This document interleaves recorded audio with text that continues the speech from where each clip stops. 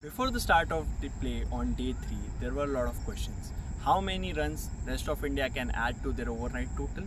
Will Rajat Patidar be able to play a big innings, or will the likes of Saransh and Manav Sudhar can hang around? None of that unfortunately happened for the rest of India.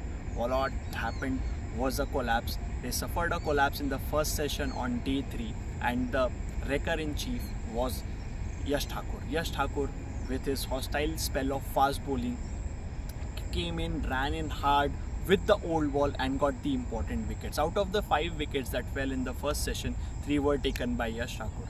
And we'll get into the details of his spell, how he dismantled the rest of India's remaining batting lineup. But we'll start with the first, from the very beginning, how it started for Vidarbha. Aditya Thackeray, going from over the wicket to Manav Sudhar, struck in his first delivery of the day. With his first ball, he got the wicket of Manav Sudhar, and that really set the tone for Vidarbha. From the other end, Yash Thakur came steaming in. He doesn't have that old ball swing. He doesn't bowl he doesn't have that skill to reverse the ball a lot. That's why he kept sticking to his strength, which is to dig in short, bowl short balls and get the batters out. He did that. He adopted the short ball ploy and got the wickets. First of the 3 was Saransh Jain. Saransh Jain had a small partnership with Rajat Patidar. Saransh Jain was also the last recognized batter of rest of India. They, together with his captain, he forged a 33-run partnership. They stuck around for like 10 overs, and after that, Yash Thakur, who was relentless with his short pitch deliveries, he kept Saransh Jain on the back foot, and Saransh Jain, in anticipation of a short ball, he got bluffed. He got a Yorker, a pinpoint searing Yorker from Yash Thakur. That was his first wicket of the day. Then came in Akashdeep. Akashdeep struck 2 boundaries in the same over of Yash Thakur, and Yash Thakur responded in style with the wicket of Akashdeep, again with a short pitch delivery. And his third wicket of Gurnur Brar also came with a short pitch delivery. Gurnur Brar, like a normal tail-ender, tried to play a big shot and got out.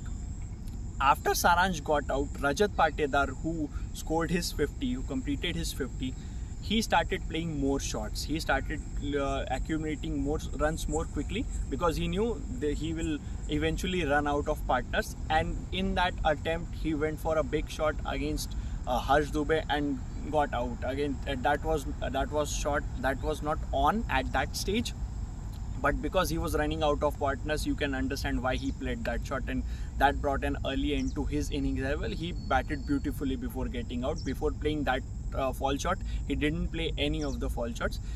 This brought in close to Vidarbha, rest of India's batting lineup.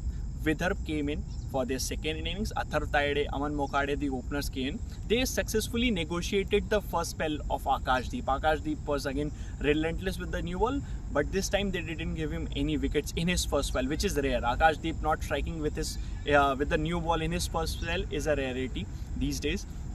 That didn't happen. Saransh Jain shared the new ball with Akashdeep. Anshul Kamboj didn't start with the new ball for rest of India. It was Saransh Jain and Akashdeep. Akashdeep and Saransh Jain were negotiated. Both Aman Mokhade and Atharv Taide, they negotiated the first 10 overs really well going into the lunch. Post lunch, they resumed, and they look comfortable against the spin duo of Saransh and Manav Sudhar. Manav Sudhar and Saransh, they had success in the first innings, but Aman and Atharv both were looking really comfortable against spin.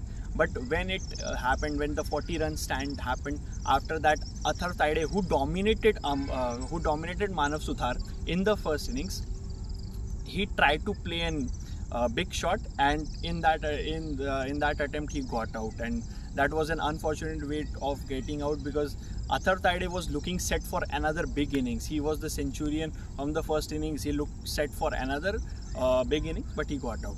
After that, his opening partner Aman Mokhade, he started playing his shots again, using his feet really well against the spinners.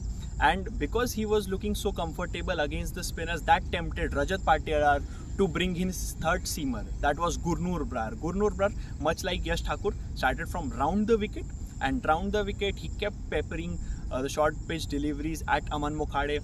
the young Vidarbh opener. Although he survived a few times, unfortunately at the end eventually Gurnur Brar got the better of Aman Mukhade. He tried to play a pull shot of the short pitch delivery of Gurnur Brar, but lost his wicket. These were the 2 wickets. Both Vidarbh lost both their openers, Aman Mukhade and Atharv Taide, in what was a curtailed day 3 because of bad light. Only 2 sessions of the day was possible because of the overhead conditions. Like you can see, there are a lot of dark clouds hovering around. So because of the overhead conditions, there was bad light, and the umpires called off the day early, and only 1 over was possible post tea. And Dhruv Shore and Danish Malewar will resume tomorrow in an attempt to take this 224 run lead to a very big lead and post a big total in order to put pressure on rest of India. Already the lead is huge, and tomorrow they'll be looking to extend the lead. They have the likes of Yash Rathod, Harsh Dubey in their ranks. Captain Akshay Wadkar is there, so there is still plenty of batting to come, and the host will be looking to add more runs to their tally, take a big lead so that they can post a big total for rest of India to chase in the 4th innings, because this pitch is deteriorating and it is not going to get any easier to bat in the 4th innings. So that was all from day 3 here at the VCA.